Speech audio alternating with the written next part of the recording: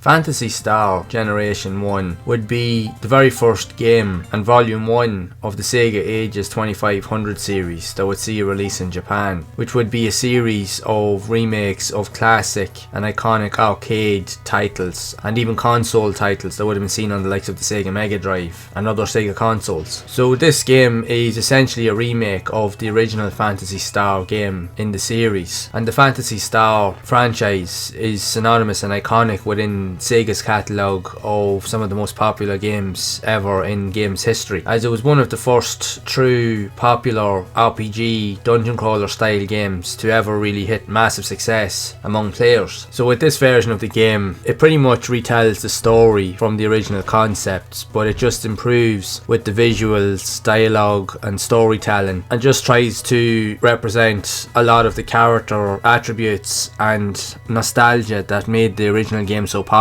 while also trying to bring the success of the game to new audiences. So the game itself mixes up many elements of RPG styled gameplay, where you explore different types of environments, interact with different characters, upgrade your weapons and abilities, purchase new items that you need in order to progress, but you also have the ability to change between different play styles, which back in the day was something that was unheard of in terms of like games that moved from the likes of 2D to somewhat semi 3D style visuals, where you would go into like a first person mode with regards to roaming around in dungeons, that you would utilize turn based gameplay mechanics to engage in combat with various enemies and other characters so that you can progress. So this is where your upgrades of your weapons, the use of health and magic to heal yourself will come into play. So for the majority of the game, when you're doing your typical exploration, when you're engaging and talking with other characters, it will play from like a top down 2D perspective that would have been synonymous, and that is synonymous ideally with more mainstream RPG games that's even still seen today, but then it transitions into like a first person kind of like dungeon style crawler when you go into